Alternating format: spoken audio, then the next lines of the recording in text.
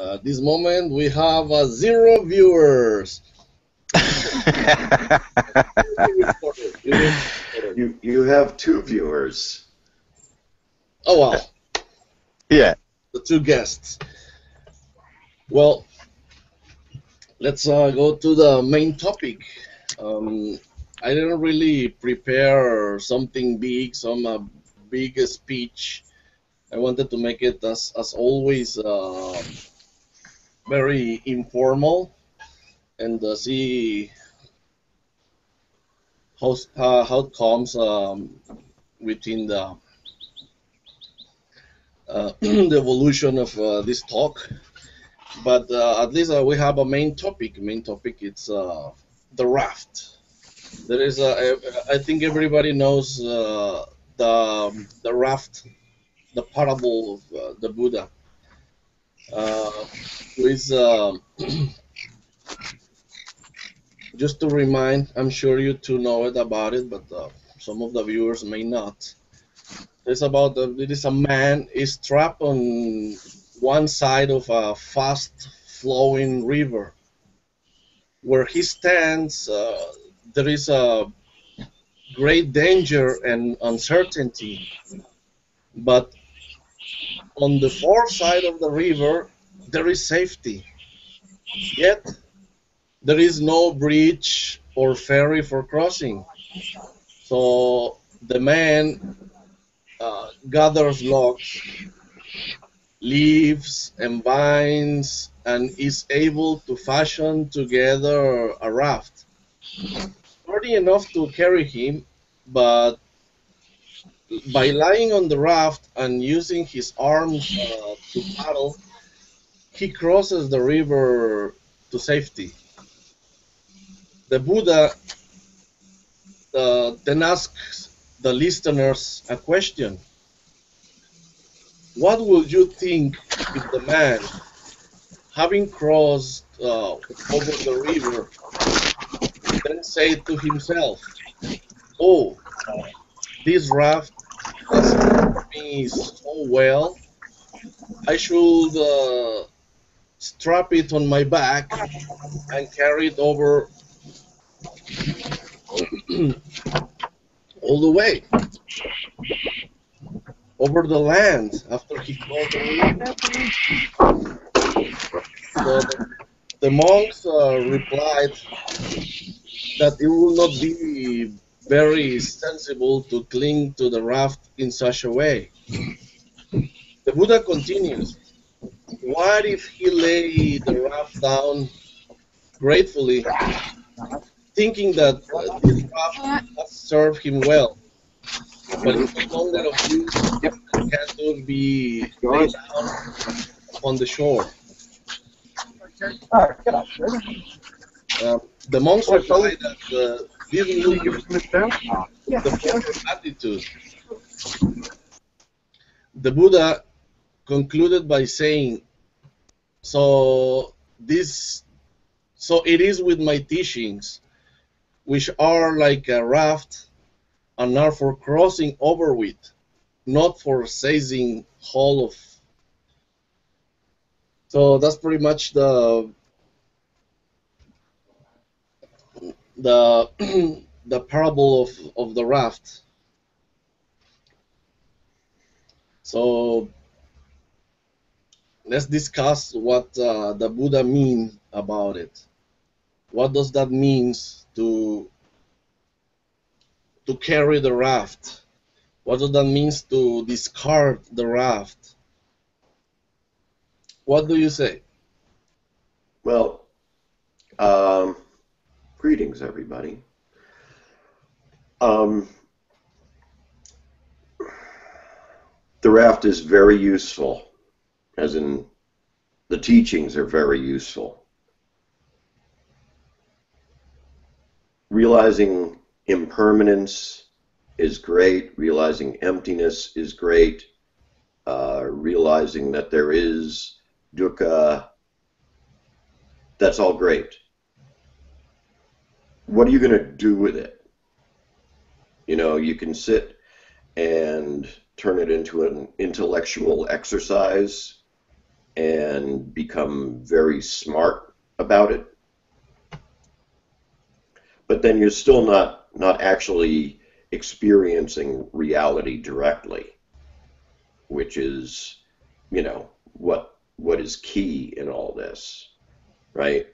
The role of the bodhisattva is to save all sentient beings, and if you're too busy accumulating knowledge, you may be missing out on accumulating wisdom, right? And the wisdom is going to be how you help someone else. One teacher I had when we were discussing the Diamond Sutra asked me the question, what is it that a bodhisattva has to stand on? And my initial answer was this side of the shore, as in it would help ferry the people over, across this river and reach contentment and all that. And he said, no, not so much. So this went on for a while. This was like an informal koan in a way. And so eventually it came out that what a bodhisattva has to stand on is nothing. Not nothingness, nothing. No dharma, much less so not no dharma, right? You have to use the teachings, you have to get them ingrained into you, and then put it into practice. Do something for somebody else, not just hang on to it and say, oh, what a smart Buddhist I am.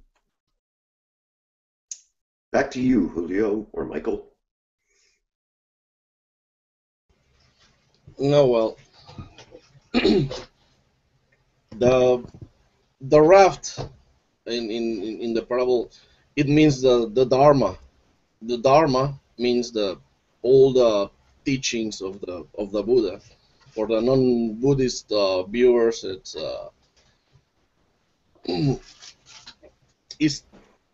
all the sets of teachings. But let's say if the Buddha teach you the Four Noble Truths, everything, right? The Buddha itself is very similar. That Raft parable is very similar to Dogen's saying. Well, it's attributed to Dogen about the finger pointing to the moon. Mm-hmm. You show the moon. You say, "Oh, that is the moon." You use the finger to point to the right direction. It's very useful. The finger is very useful because you can point to any other direction. So you say, "It's there."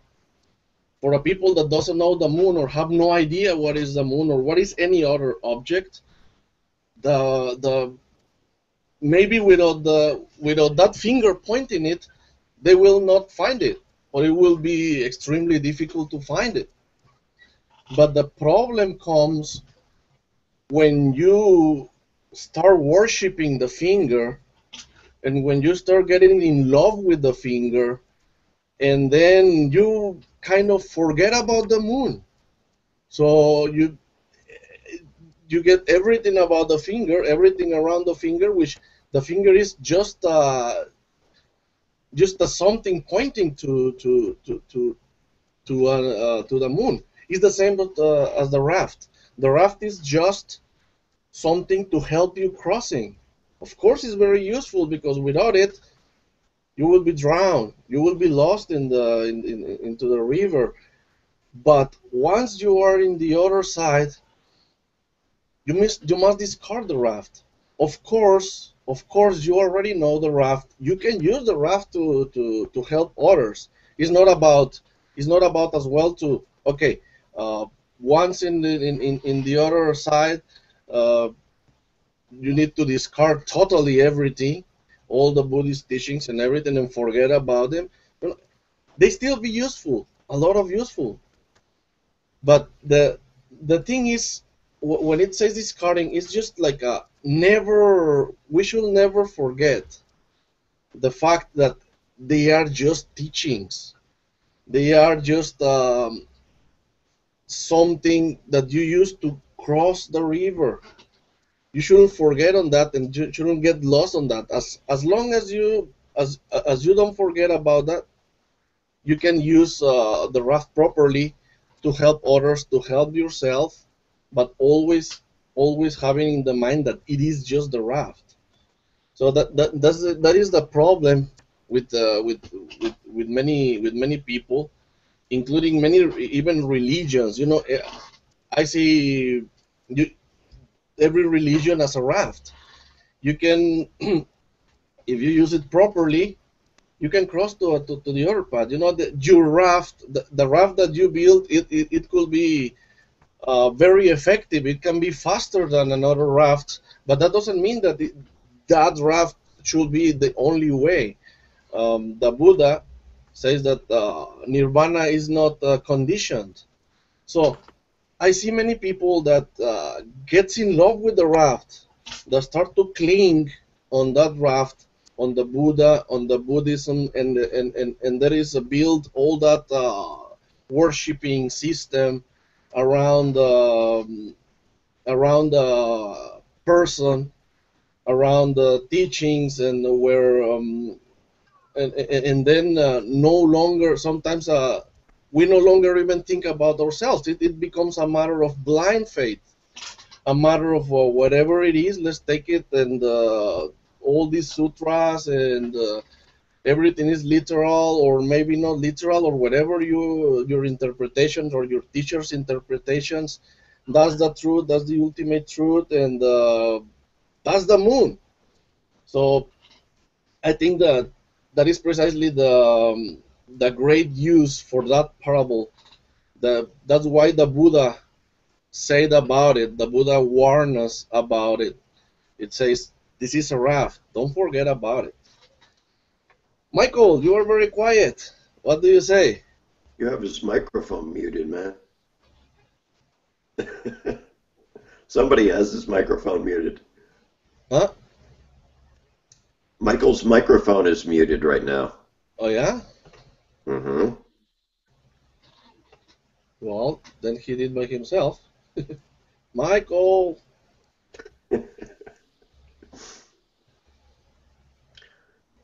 Well, seems In the like meantime, while we're waiting for Michael, for Michael's I issues. heard an interesting look at that. Ocean, everything coming from Australia. So anyway, somebody was talking about the finger pointing at the moon thing. Mm-hmm. And if you do that with a human, right, they're going to look at the finger, and then they'll look, what direction that finger might be pointing to, right? If you did that with a dog, what's the dog going to do? The dog doesn't know, like, the finger is actually used to point at something, right? It's going to look at the finger and become totally enamored with the finger. It's like, ooh, finger! Yeah! Give me finger! I want finger! And a lot of times that's what practice can be, is like becoming totally attached to the finger, totally attached to the raft. It's like, ooh, this is such a good raft. It's like, yeah, it's just a tool. The whole raft, other shore, this shore, the moon, all that stuff, they're just metaphors. And sometimes we get attached to the metaphors as well,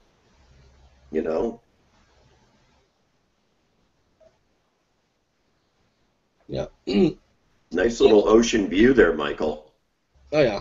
Looks like he's in a boat or something. Uh-huh. Yeah, it's being attached to the metaphors. That's a very good point. And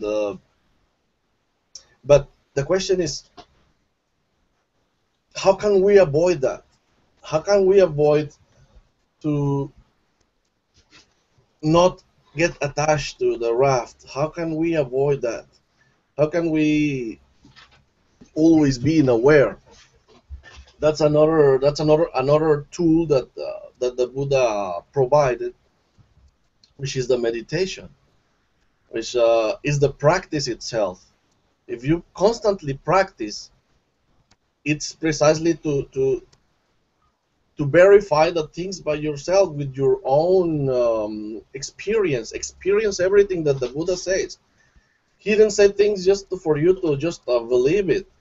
He says things that for you to verify it, to see if they make sense for you. He knew that within time, even his teachings, because they are not there is not books with a magical seal.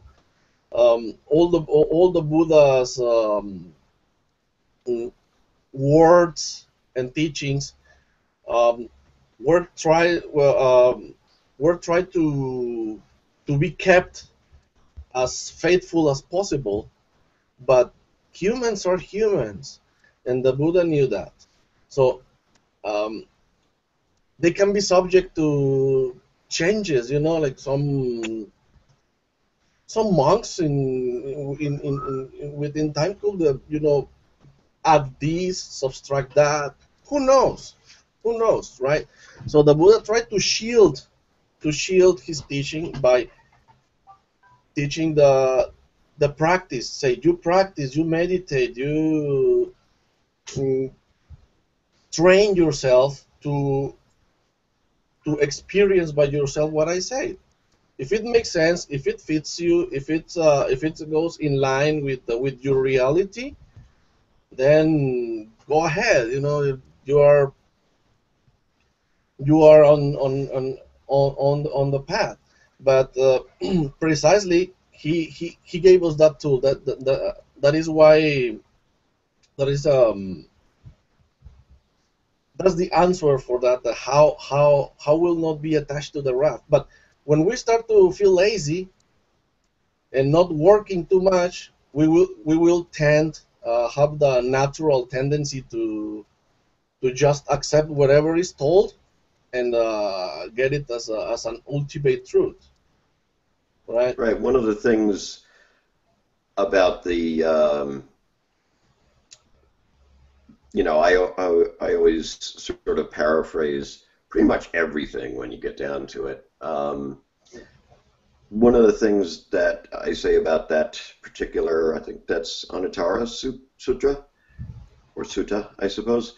So it was, try it out for yourself, experience it for yourself. But the part that often gets left out is, and then you'll see that I'm right, you know. Um,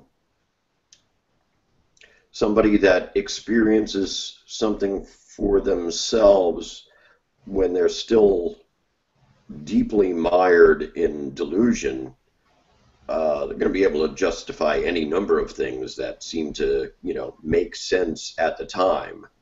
And, the teachings are there to be used. They're there to be internalized.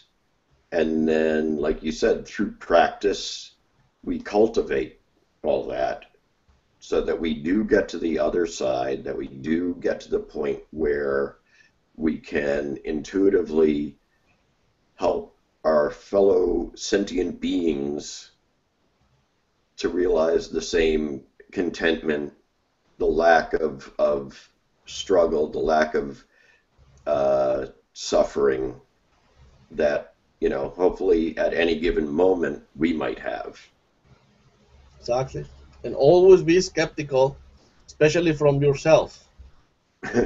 Don't believe everything. Okay, this teaching doesn't make sense with my reality right now, but stop. What is your reality? In what position are now? What is your delusion right now? So always be open to be wrong as well. Not the practice is not about as well like okay, now you practice, automatically you will understand everything uh, and see the reality as it is. That's a very tricky thing to Hmm. to to have to see the reality to have a good discernment to kind of discern to about between your own capabilities, your where are you in at this point on understandings and the teachings. Of course, the teachings. That's why the teachings are there. It's not about okay, this teaching doesn't make sense. I will discard it. No, no, this teaching doesn't make sense. It's very probable that you are not getting it. You know, you are not understanding well. So don't you cannot say okay, I should accept it blindly, and I don't understand, but it must be totally true just because the Buddha said. No, no, no. Put it on the buffer. If you don't understand it, if it doesn't make sense for you, and at that moment you cannot grasp it, you cannot understand, you cannot get it. Put it in the buffer. Let it froze it for a bit. Don't discard it right away. Don't embrace it. Embrace it right away. It will come out within time. Pass to another step. You know, step by step. You know, in within your practice. Michael, can you talk now or just?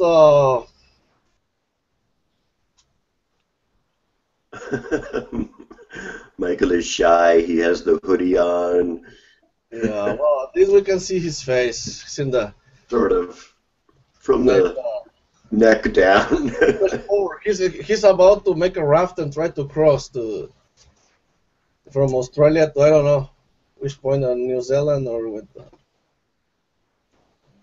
Yeah, somehow it's. So,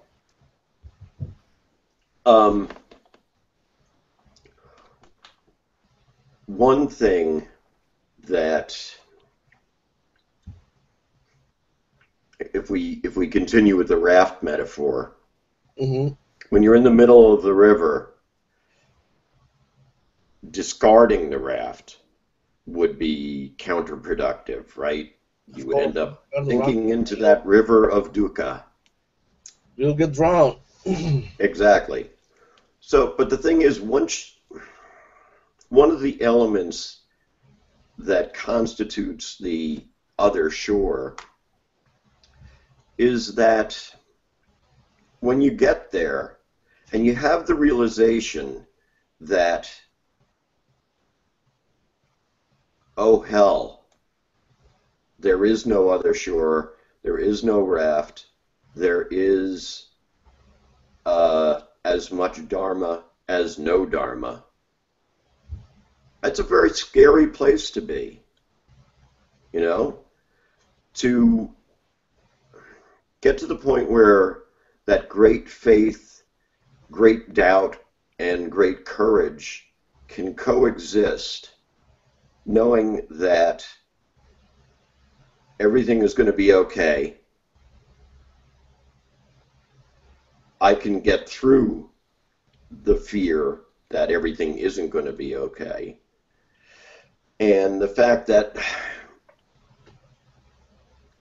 even though I think something might be okay, let's say, that what I'm capable of knowing is very limited.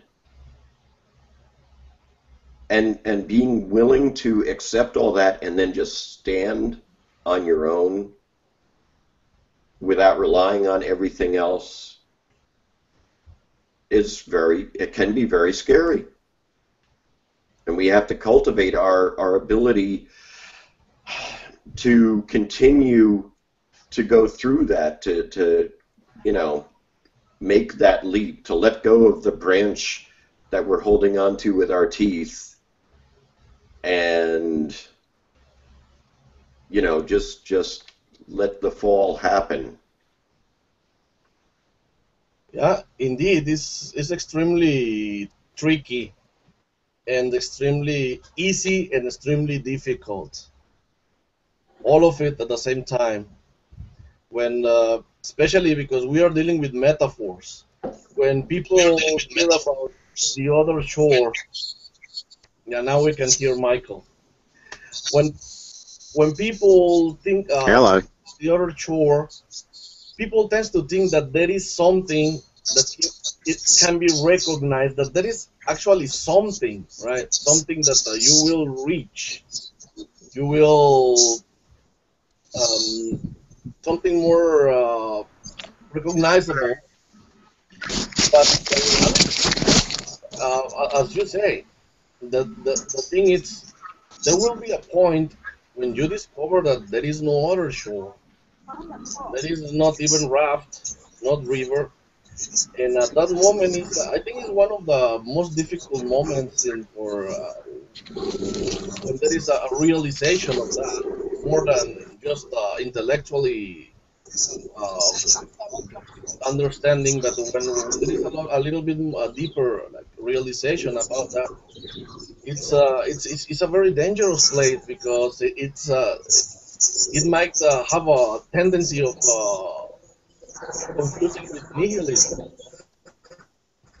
Um, you can be confused that that's what it says that first there is rivers and mountains, and then there is no rivers and no mountains, but after that there is rivers and mountains again.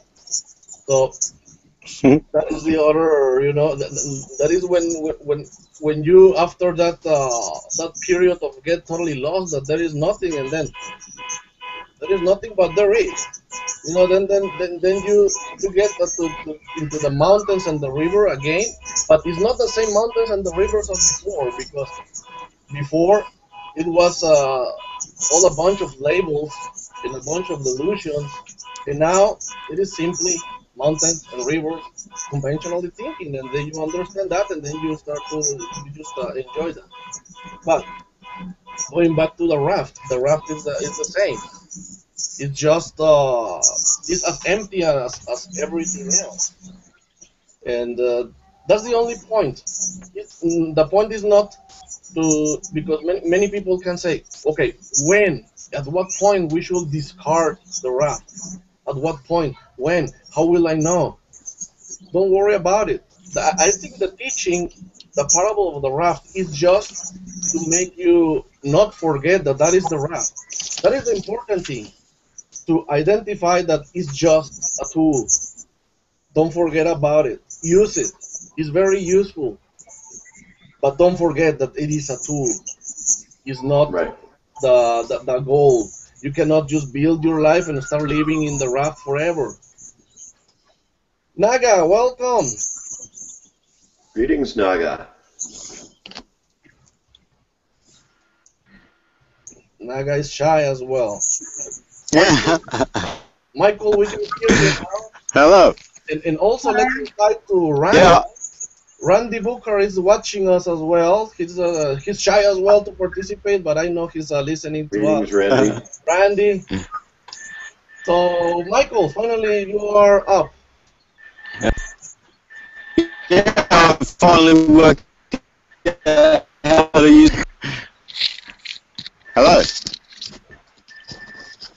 Uh-huh. Hello.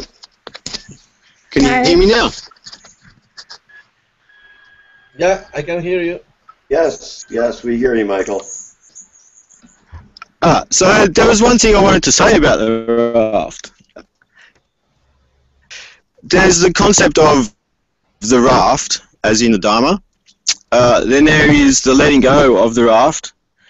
It seems to me that most of us are still, on the ocean, in the sea of samsara to some degree, and so there are links.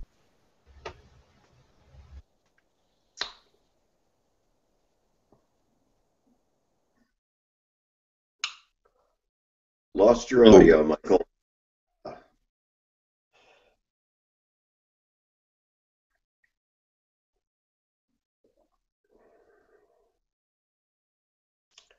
I'm looking for something here that had actually been Giving up.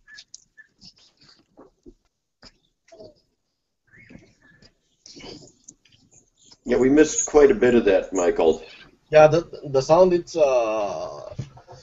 It's a bit crooked. Not a bit, quite a lot. So Oh. I couldn't catch what you said, Michael.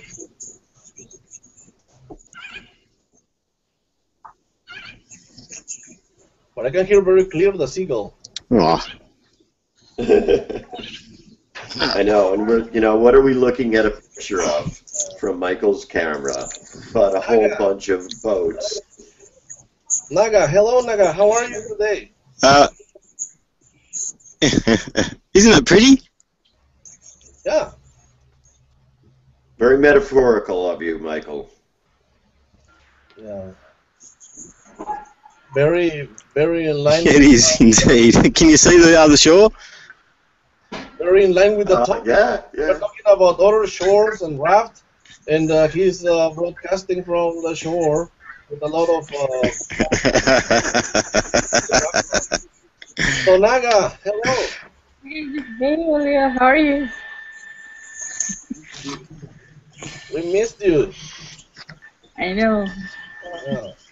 Thank you for coming. As always, you are a very active member of this Hangout. What's that? Seagulls, I guess. I don't think they are cats, right? I think they're seagulls from Michael's side. Is that my microphone again? Oh. So Naga, we're talking about the raft. What can you say about it? I wouldn't know. I wouldn't know much. Or if you have any questions or whatever, you don't have to. Just participate.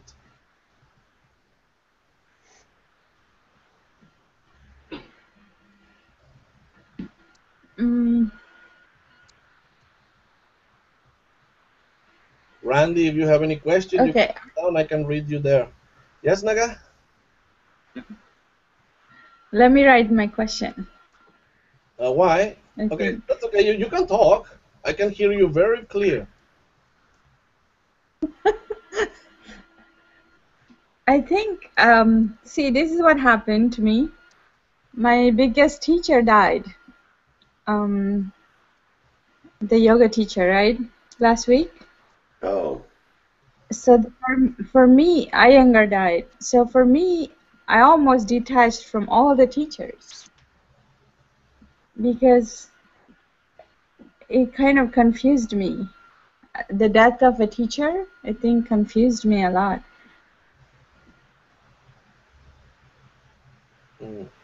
But I know there are teachings that they leave behind.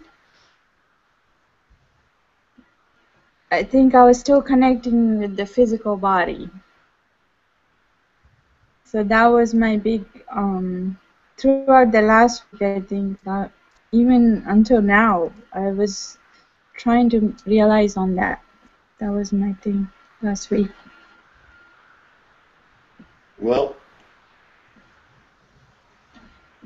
one of the Buddha's teachings is that it's not unusual for someone to want to avoid the unpleasant, and not unusual for someone to cling to what is pleasant. And when we have to confront head on, actual impermanence in practice, in execution, it can be very difficult. It's much more comfortable to just go on with, our day-to-day business and, impermanence, emptiness, and then something like that comes along, and it's like, wow, that is impermanence in action. Greetings, Yothi. Hi. Hi.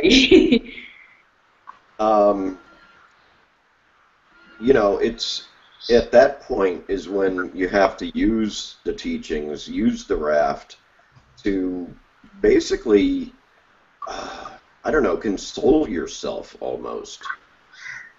To say, yeah, I have learned this, and this is it, you know, in reality, not just as some sort of intellectual concept, you know. The Buddha teaches impermanence, but there's also the teachings of no birth, no death, right?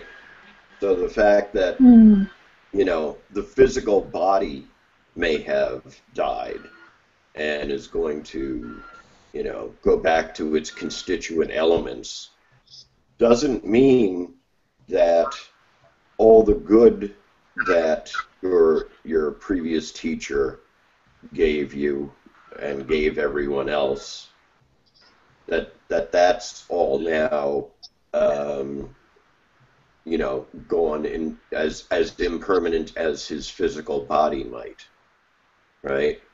The teachings are still there. You can still count on them, rely on them, use them as is appropriate. But, you know, there was a teaching even in his passing on. Right. Jyoti, Hi. how are you today, Jyoti? I have a conference actually. I have a little bit of time though. I just couldn't resist the temptation of joining in. Of course, and I'm glad that you do, you know, because Thank you. the main purpose of all these is not just to make just one of the one more video about Buddhism, about lecturing, about whatever, out of thousands. There is thousands of videos with different points of views, with different teachers, with this and that. There is many. You Google it, and you will find out many videos about Buddhism. So I'm really not too much interested in being one more of those thousands and thousands. My main interest in here is to build a Sangha, a live Yes. Sangha. So you guys are part of the Sangha since being part of this More than virtual a year? community actively since more than a year ago. So now we have a chance to make these monthly hangouts and feel, you know, to one-on-one interaction and grow together, um, help together. You know, the Sangha is one of the Buddhist jewels. So I'm more than glad that you're here, that Naga is here, and that Michael is here.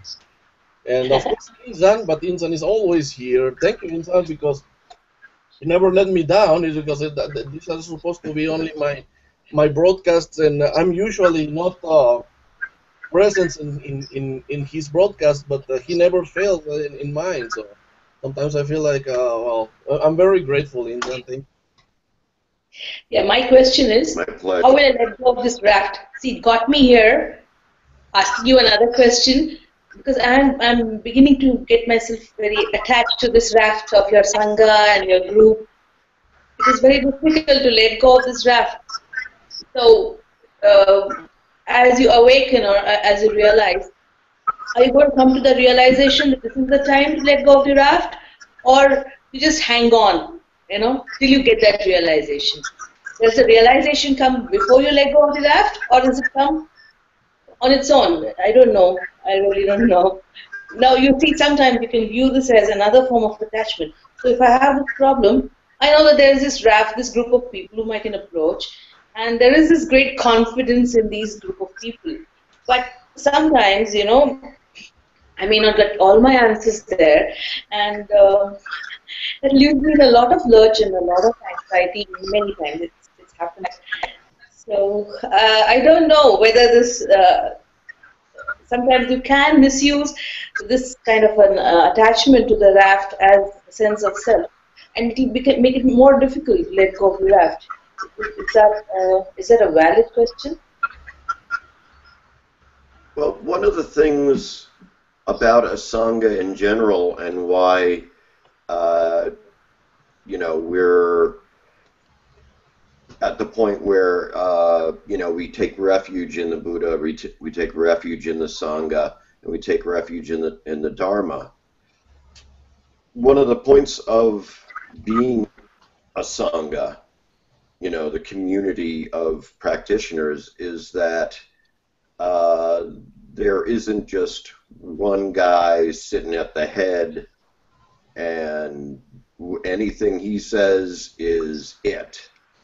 As far as I'm concerned, I need to hear the teachings from as many different sources as possible, because my limited perspectives may just be serving to, give me some more delusion rather than, help realize awakening. Okay. So I'm going too far then in the future. I'm going to realization rather than living it. Well, the realization is living it. Okay. I was maybe you guys can explain something to me. In fact, there were all these, especially Chinese monks, right, who went off and lived as hermits and, got enlightenment when they heard a rock hit a piece of bamboo and all that stuff. And I've always thought to myself, that's all well and good, but, when you're living in a hut on top of a mountain by yourself, how is that working with the whole bodhisattva gig, It's like, how are you saving other sentient beings by living in a hut by yourself? Maybe it's what happens after they leave the hut that the bodhisattva aspect comes into it. But it's always seemed a little, like falling short somehow, I guess. But I'd be skeptical to comment about something I myself have not gone through. That would be really too much to do, right? I've not been a hermit right now in this present birth. I don't know about the previous ones. So I would really be skeptical to comment on it. Maybe that is his raft and this is mine. Again, there's a sense of identity of my raft and your raft. I'm talking about this.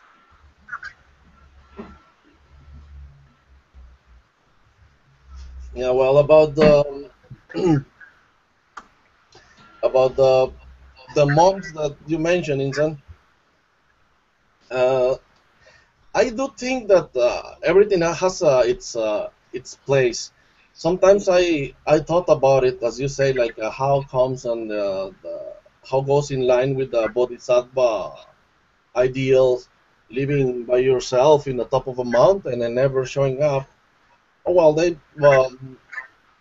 they did their job, but by preserving, by finding out stuff, and like since you can hear or read things about them, all those teachings that you can have, it wouldn't be possible if they would be in that mountain in that moment. If they will just being in another place, helping actually physically helping people, we will not have a chance to have all those scriptures, sutras, for example, the Wineng platform sutra. That it's a whole sutra that one of the, I believe, is one of or the only sutra that is not actually about Buddha talking. It's not the Buddha speaking, but it's considered as a sutra, and it's due to it came to life because of that way of life, because of that choice that the Wineng made to be a monk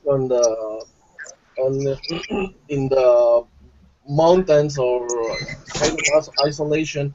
So I think it's you do your share, you participate in the bodhisattva ideal, do your share, not precisely, not always working in the field. You can do it as well. You can. I think you can pretty much save a lot of beans without actually uh, physically interacting with them. In that case, right? Nowadays, with the internet and everything, all that stuff, there is absolutely no reason to remain isolated. You can be on a mountain and you can have a connection, and then Victoria champion contact. Before it was either you go to the mountain or either you keep in touch with the. Now you can do both, or you can do trivial. It's up to you. But well, it's what I think. It's my Hmm. thinking about contribution, and I think they was doing saving sentient beings by being on the mountain. Right there was a before going up on the mountain and probably a leaving the mountain aspect to it as well. So okay, that works. Yeah, and yeah, well, going back about the sangha, uh,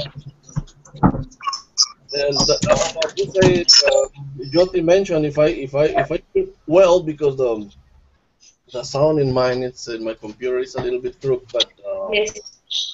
um, about you said did you ask like when to discard the raft or something like that? Mhm. Yeah, I mean it's very tricky because we mentioned it before that there's no, if you're waiting for actually doing something, being or being awake or reaching nirvana to discard it, you will end up never discarding it. That's another thing. The point, just don't forget that it's a raft. That's the important thing. Don't worry about discarding it now or when you have to discard it. Of course, if you don't feel like you should discard it now, if you are not sure, that you say, I'm sure, I'm totally convinced, is the moment to discard it, then don't do it. Just don't forget that it's a raft. That's it. Don't get lost too much in okay, now it's a raft and when, and at the end there is no raft. It's just a metaphor, and don't worry too much about it. It's just don't get sunk into the delusion um, of all the teachings. The teachings are for being used, are to help you. The teachings were not made for people to make their lives around the teachings and to being a object of worshiping or no. These are just teachings. Use them. Don't forget that they are teachings. Don't forget that you can get them wrong. Don't forget that there has been many teachers and many different interpretations, many different views. That is why you make your own work and see what is works for you. And at the end, if it's very easy to know what is working. You don't worry about, oh, it's gonna work until I discover the ultimate nature of reality. It's gonna end when I start floating in the air and pouring rays of light out of my body. No, no, no, no, no, no. When you start being happy, when after a day you say, I'm very happy today. Today, you know, even if there is no, don't confuse the happy day when the day that only good things happens. No, no, no. That you can say, despite of having the usual bad stuff and good stuff, I still happy. Then that means that somehow it's working.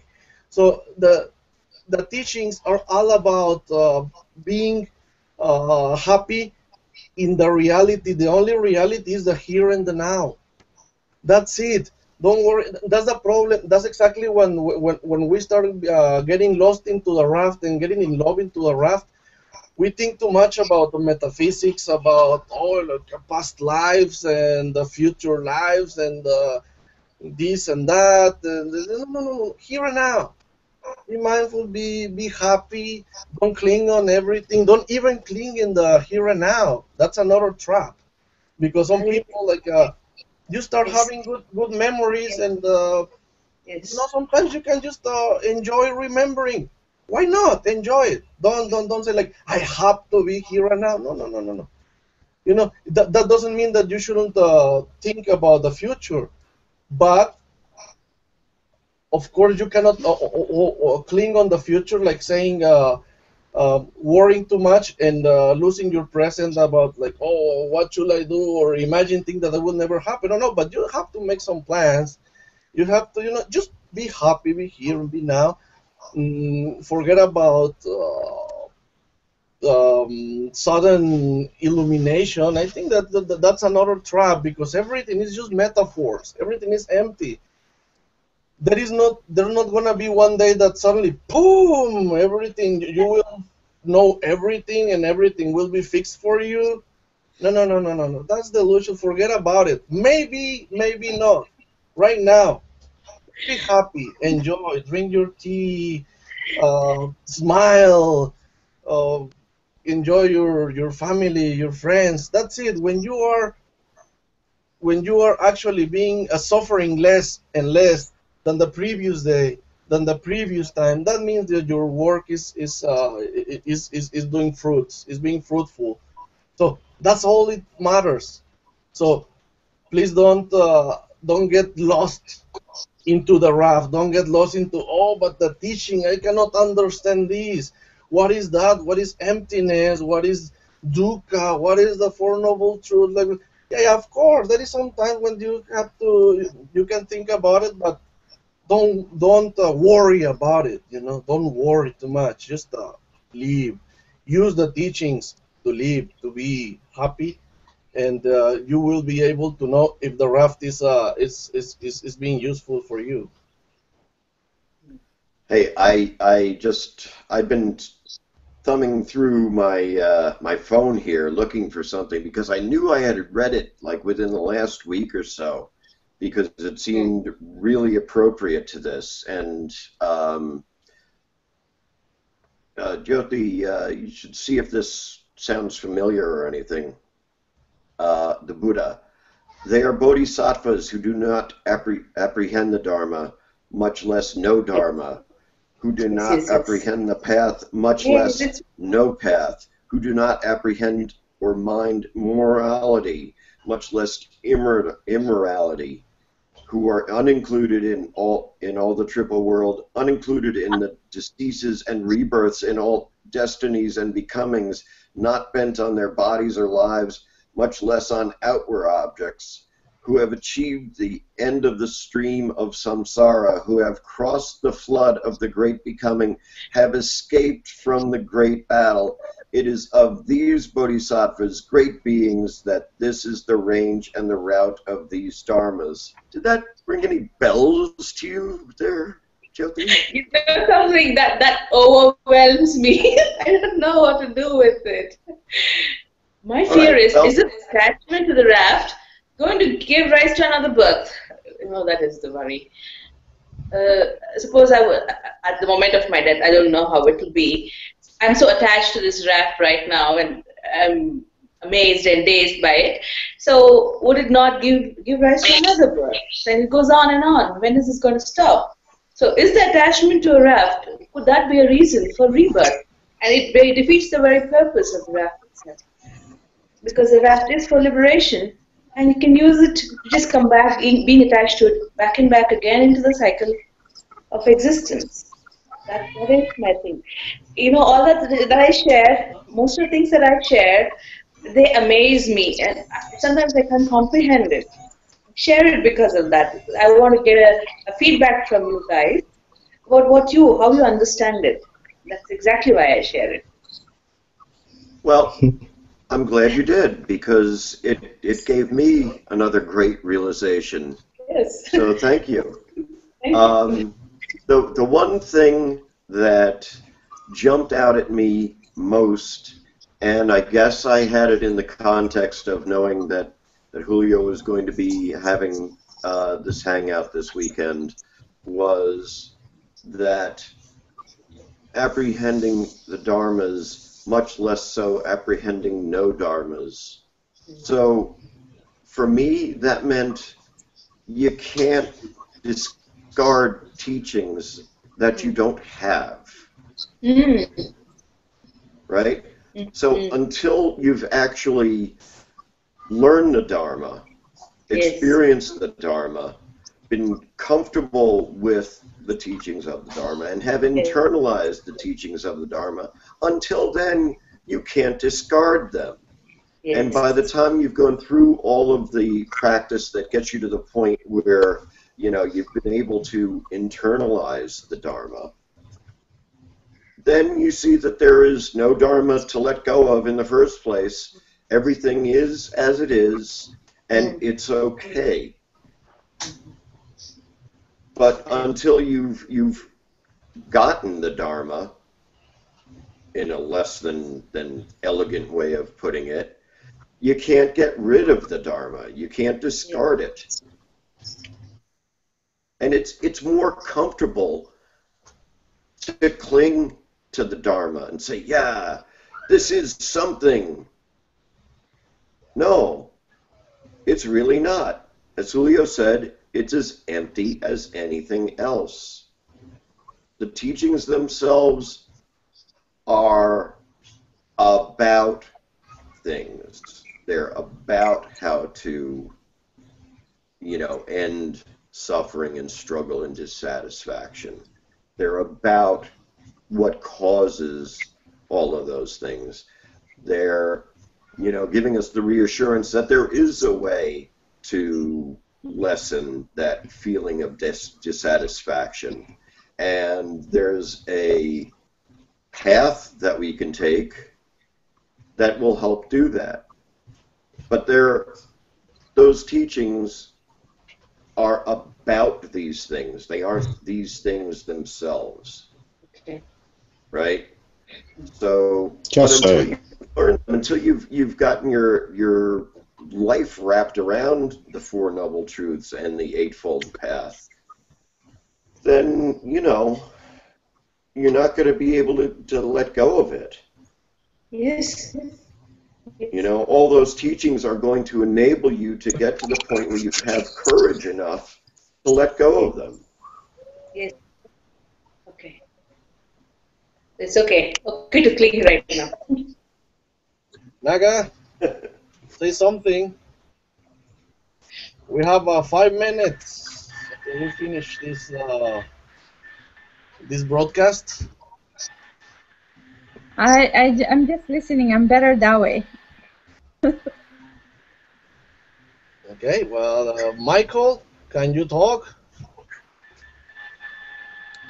It's like, no. Hello? Oh, no. Can you hear me? There you go. Want to say something?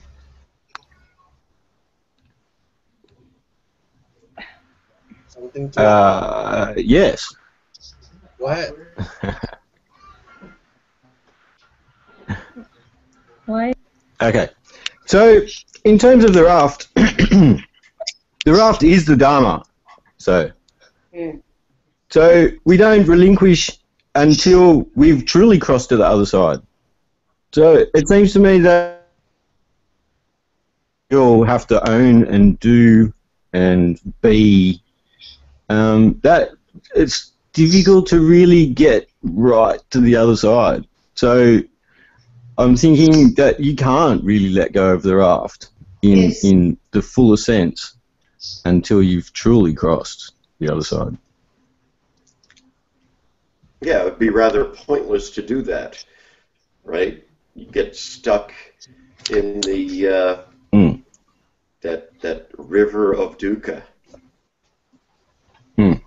So it's almost it's one of these little Zen problems that are given.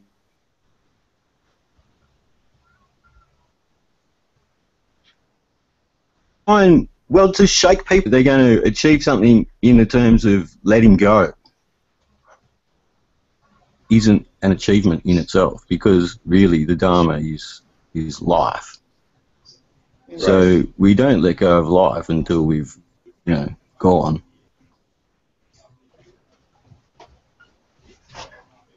Yeah, well, Julio, yeah, I'm happy. Go ahead, Michael.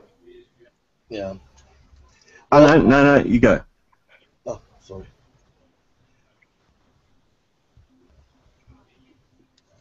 No, okay. I think, well, the most important point is not about when to discard it or if discard it or not. Of course, if you discard the raft when you're in the middle of the river, you get drowned. But at the same time, I think that the key point, the most important point, at any point, before you are in the other side or not, the key point, the most important thing is to not forget that there is a raft, because the moment that you forget that there is another shore, and you get in love with the raft, and then and you think the raft is everything, you might be even stopped or going to another direction, and you will not care as long as you are in the raft, because you're going to be happy. Exactly. So the raft might stop or going backwards again, but you're so in love with the raft because you think Yes. that is the goal. The raft is the shore. You make the raft the whole other shore. Your world will be just a small raft that you built or that somebody built for you. That's it. I think the most important thing is just don't forget. It's just a tool. It is a raft. It's discardable. That means that there can be some point that you must be practical. You may find another raft, or you might find out that that's not the best raft suited for you as you build it, because you mentally will build the raft. You will not really cross the the raft that the Buddha made. The Buddha didn't make a raft for you. He gave a dharma, the teachings. But as you receive it, as you say, like every teacher will offer you a different raft. And also, it's not you will not take the raft that the teacher give you. You will mentally construct your own raft with all the conclusions and all your formation that you do. So don't forget that there is a raft. It can change. It can be discarded. It is just a raft. I think that's the whole point, the key point. That's it. Forget about when you're gonna discard it or if you should discard it. Just don't forget about it, and everything will be it.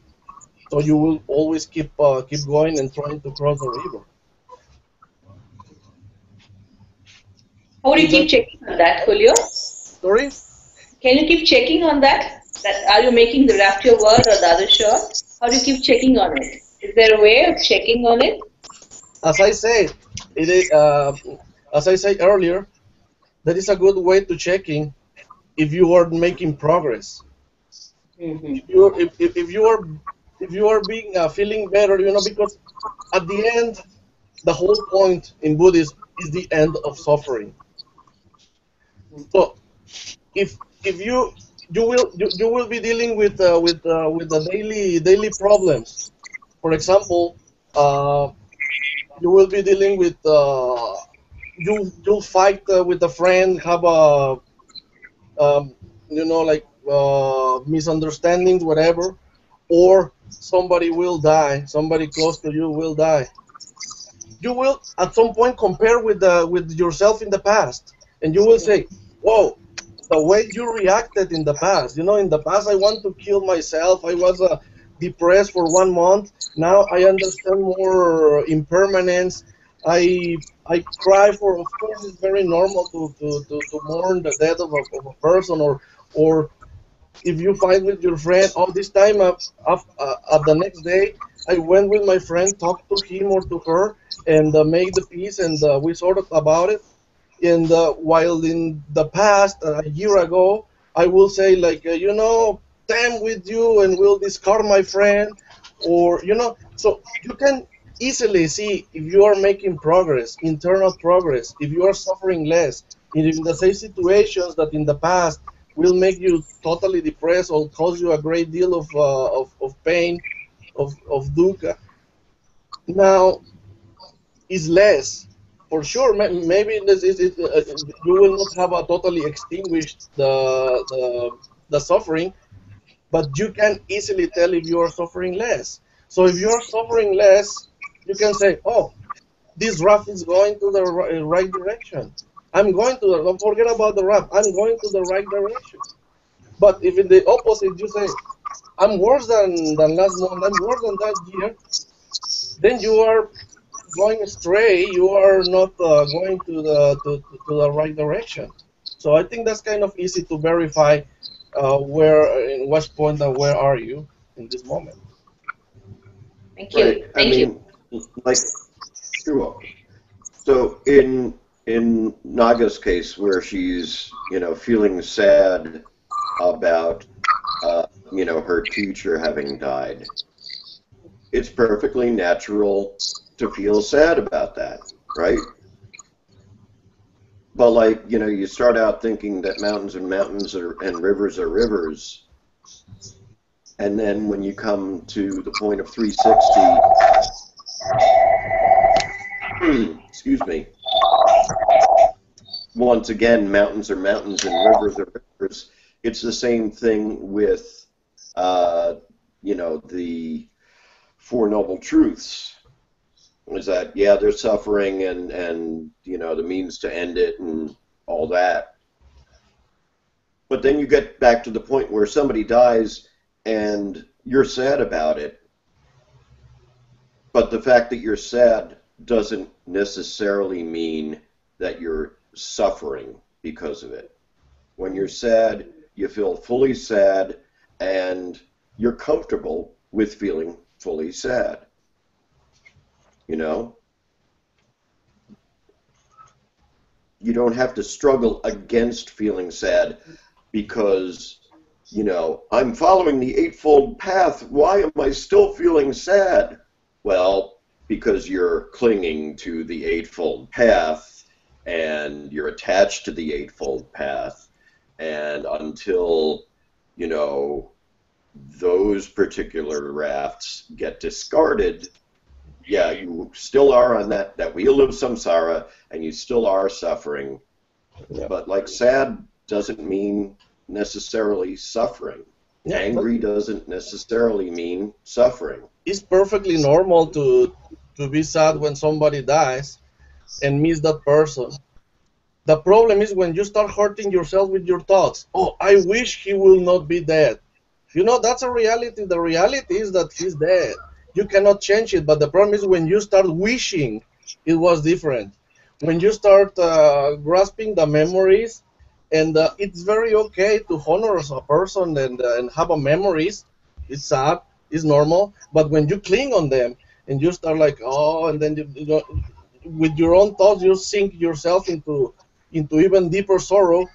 That's when the problem comes, not by the the normal period of mourning. And well, as everything is impermanent, so is this hangout. And I thank everybody. Insan, thank you very much. Yoti, Michael, Naga, and Randy. Well, thank you very much, and hope to see you next month. Let's try to make this. I hope you can feel next time. I dared Brandy to show up in the chat rather than just being observing us. So I hope we can feel the 10 people maximum so the Sangha will be more alive, and let's interact, let's have fun. The last Sangha helped me, Julio. The last Sangha helped me. The last Sangha helped me. I had this problem with meditation when I was like falling asleep. Inzan's technique, he told me to just keep looking at my hand mudra. It really, really helped. Much better. Thank you for that. So there you go. I'm thinking the Raft. Namaste. Namaste. Okay.